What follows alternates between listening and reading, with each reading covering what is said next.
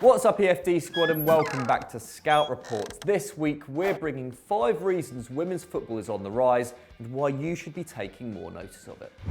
5. Visibility.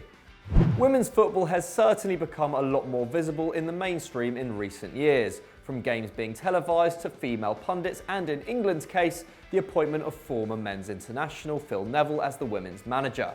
Whilst it may be hard to quantify some of these reasons, to say they haven't helped elevate the game would be doing them a disservice. Firstly, it's now not uncommon to see female pundits on shows like Match of the Day or providing coverage on live Premier League fixtures. The most prominent is Alex Scott, a former England international with 140 caps to her name, who, alongside Eni Aluko, was one of 2 female pundits covering the 2018 World Cup in Russia. And Scott was part of a massive social media campaign announcing England's 23 women's squad for the 2019 World Cup, which saw famous faces including Prince William, David Beckham and Emma Watson naming the players that made the team. The videos released as part of this totaled well over 4 million views in an attempt to unite the country behind the Lionesses as they head to France. A magnificent effort indeed. The BBC's decision to air all of the 2015 World Cup games certainly provided a boost to the sport as well. In total, 11.9 million people tuned into at least some part of England's 3rd place finish in Canada. And of that number, 48% said that the tournament was the first time they had ever watched women's football, introducing an entire new audience to the sport. The effect of that is easy to see. In the 4 years between World Cups, the number of women and girls playing the sport has seen a steady rise. In Scotland, the number has risen from 7.1 thousand to 14.1 thousand. That's an astonishing increase of 98%. And you'd only expect to see that number get even bigger following the Scots World Cup debut this summer. And even historical figures are starting to get recognition too, with Lily Parr being the first female footballer to get a statue at the National Football Museum. Parr had a 32-year career playing mostly for Dick Kerr Ladies and Preston Ladies, scoring 986 goals in 833 games. A true pioneer of women's football, honouring her surely gives the younger generation the belief they can go and create history of their own. 4. Money. Before we move on to our next section, if you're enjoying this video, why not subscribe to EuroFootball Daily if you haven't already and hit that notification bell so you don't miss another video. Nothing showcases the disparity between men's and women's football more than the financial side of it. For example, in 2018, Juventus stumped up €100 million for a 33-year-old Cristiano Ronaldo, and Liverpool broke the transfer record for a defender as they signed Virgil van Dijk. Meanwhile, in the women's game, total transfer spending amounted to just €500,000. In fact, of 696 transfers between clubs that year, 619 didn't involve any money whatsoever. This isn't to say there's no money in women's football, as recently there has been record levels of investment in many areas to help the sport grow.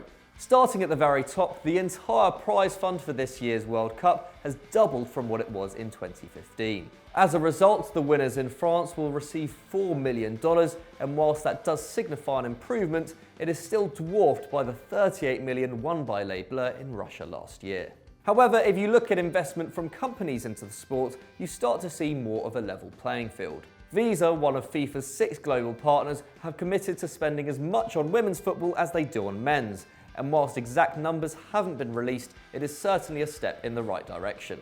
Closer to home though, we are certainly seeing record-breaking investments. Barclays Bank have become the Women's Super League's first ever title sponsor in a 3-year deal worth over £10 million. Part of the deal sees the league have official prize money for the first time ever.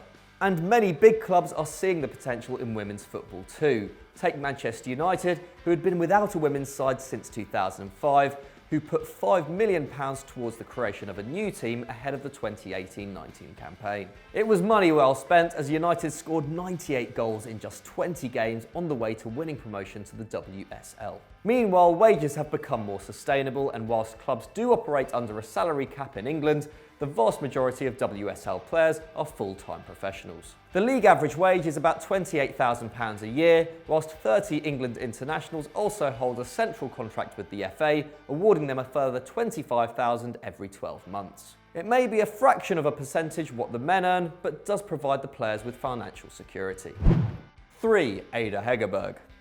Few female footballers can claim to be household names, even as the game continues to soar in popularity. One player though that currently stands above the rest is 23-year-old A Hegerberg, whose trophy cabinet certainly belies her age. Since joining Lyon in 2014, the Norwegian striker has won 13 out of a possible 15 trophies, including 5 straight league titles and an unprecedented 4 Champions Leagues in a row. This all culminated in Hegerberg being named as the first winner of the Ballon d'Or Féminine, where she edged out Wolfsburg's Pernille Harder and Lyon teammate Jennifer Marijan. Hegerberg had just come off a season where she found the net 49 times in just 32 matches, a record the likes of Messi and Ronaldo would be envious of. In fact, her career goal-scoring record is something to be marvelled at, scoring 255 goals in 254 domestic appearances. There's no doubt that her highlight reel would go on for hours, and there are a number of individual moments of brilliance we could let you know about, 2 of which bookended her career to date perfectly. At just 16, she became the youngest ever hat-trick scorer in the Norwegian top flight. And just last month, Hegerberg scored a 16-minute hat-trick in the Champions League final as Lyon beat Barcelona 4-1 in Budapest. Naturally, her talents didn't go unnoticed by the Norway national side for long, being called up to the under-19s when she was just 15 and scoring in the Under-20 World Cup the month after she had turned 17. Remarkably, by that point, she had already made her debut for the full team, doing so as a 16-year-old substitute against Northern Ireland in 2011. However, it doesn't look like her national team numbers will be going up anytime soon. Hegerberg hasn't featured for Norway since 2017 and won't be returning to the fold as things stand. Her reason, according to the media, is the need to level the playing field for women's football in Norway, showing it more respect and putting it on a par with the men's game. As a result, the best player in the world will not be at the World Cup this summer. It's crazy to think she isn't even at the peak of her powers yet, but using her influence in the game to take a stand for something she believes in, that's something we can definitely get behind. 2. Attendances.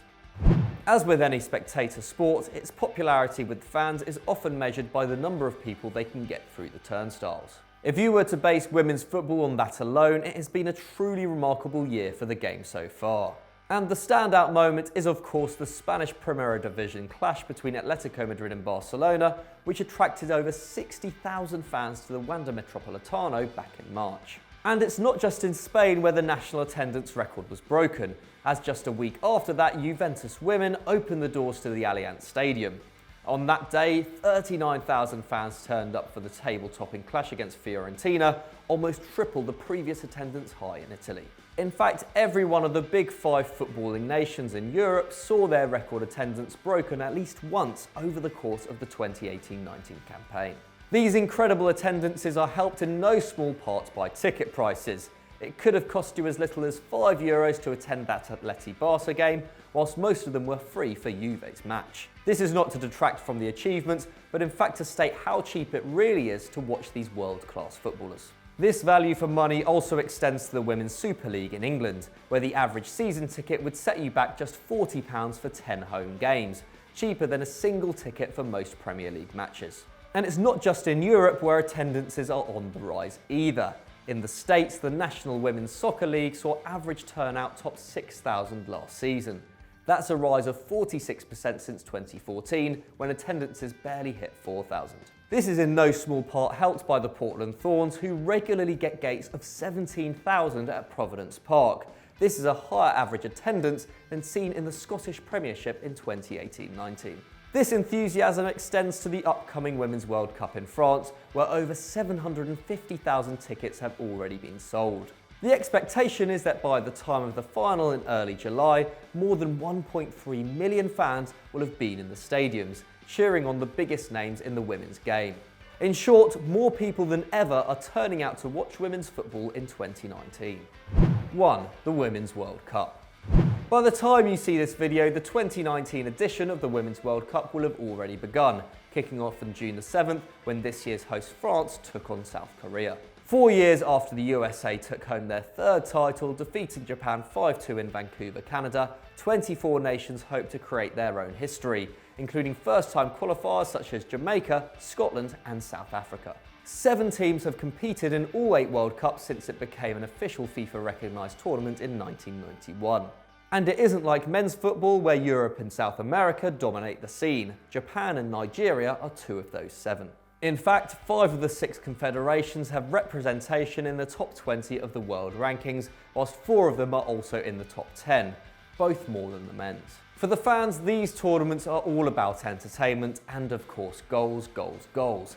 And it's safe to say that the Women's World Cup does not disappoint on that front.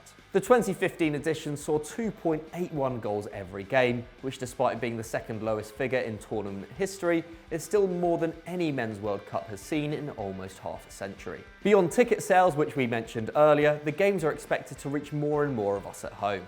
Over 750 million people watched Canada 2015. That number is expected to blast past the 1 billion mark this time round, with over 150 countries around the world broadcasting the matches and over half of those being on free-to-air television. Team USA are favourites to retain their title, but will face stiff competition from host France and 2-time winners Germany.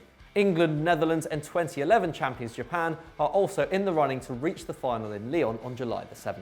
The Groupama Stadium is already home to those at this tournament who play for Lyon Féminine, Europe's best club side, such as England's Lucy Bronze and France's Wendy Renard. The 59,000 capacity, which is expected to be sold out, will be the biggest stadium to host a Women's World Cup fixture this century. With both the popularity and the quality of women's football being higher than it's ever been, this is the perfect time to get into it, as you can see the world's best players on the biggest stage almost every day for a month.